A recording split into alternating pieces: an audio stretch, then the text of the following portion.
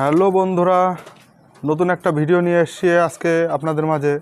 সেটা হচ্ছে এই যে গরম যে শুরু হচ্ছে এখন, এই গরমের শুরুতেই কবুতর অসুস্থ হয়ে যাচ্ছে। তো কবুতরের কিভাবে কি যত্ন নেবেন, গরম শুরু হওয়ার প্রথমেই যদি আপনি ঠিকঠাক কবুতরের যত্ন নিতে পারেন তাহলে বেশি গরমে আশা করা যায় সমস্যা হবে না।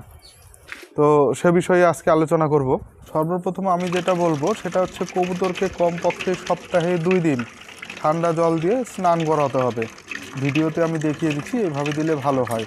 একটা বরফ যে কোনো একটা পাত্রে ভালোভাবে ঠান্ডা জল নিয়ে সেটাতে পটাশ জল দিয়ে দিতে হবে।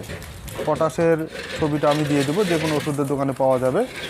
আর এই ইটটা দেওয়ার একটাই কারণ, যেহেতু বড় জায়গা, এর মধ্যে কবুতর নামলে কবুতরটা স্নান করার পর কবুতরের উঠতে অসুবিধা হবে, যার জন্য ইটটা দিয়ে দেয়, তাহলে কবুতরের উঠতে সুবিধা হবে, এই জন্যে দেই। আর একটা কাজ করতে হবে, সেটা হচ্ছে প্রত্যেক দিন 2 বার করে জল চেঞ্জ করতে হবে। 2 বার করে জল চেঞ্জ করে ঠান্ডা জল দিতে হবে। এতে অনেকটা সুবিধা হবে, অনেকটা কবুতর ভালো থাকবে। কমপক্ষে সপ্তাহে 2 দিন ওআরএস জল কিংবা গ্লুকোজ জল এইগুলো দিতে হবে। এইগুলো খেলে কবুতরের শরীরটা খুব ঠান্ডা থাকবে, কবুতরের রোগবালাইটা কম হবে। আরও যেটা করতে হবে সেটা হচ্ছে কবুতরকে বেশি শক্ত বড় জাতীয় খাবারটা না দেওয়াটাই ভালো এই সময়।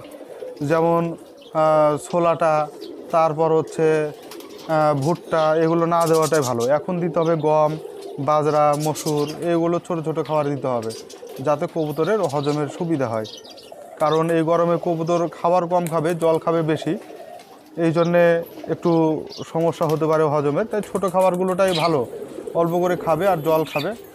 আর মাঝে মধ্যে করতে হবে কি, সপ্তাহে 1-2 দিন পারলে পরে বি কমপ্লেক্স জাতীয় যে কোনো বি কমপ্লেক্স সিরাপ টিরাপ নিয়ে এসে সেগুলো পরিমাপ মতো দিয়ে খাওয়াতে হবে কবুতরকে। এতে দেখা যাবে কি, কবুতরের ভিটামিনের ঘাটতিটা সেরকম পড়বে না, কবুতরগুলো সুস্থ থাকবে। কবুতরের ঘরটা দেখতে হবে যে রোদ টোদ পড়ছে কি না। যদি রোদ গরম বেশি হয় তো একটু খোলামেলা পরিবেশ করার ব্যবস্থা করতে হবে, কিংবা হয়তো চালের ওপরে কোনো কিছু দিয়ে দিতে হবে, চটের বস্তা ভিজিয়ে। এতে কি হবে, কবুতরের ঘরটা ঠান্ডা থাকে। আর আরেকটা কাজ করতে হবে, এই ভুলটা বেশিরভাগ লোকেই করে, সেটা হচ্ছে কবুতরগুলো স্নান করানো হয়ে গেলে কবুতরগুলো রোদ্রে যায় গা শুকায়। এতে হয় কি, কবুতরগুলোর গায়ে জলটা বসে যায়, আর বসে গেলে কবুতরের তখন সর্দি হয়।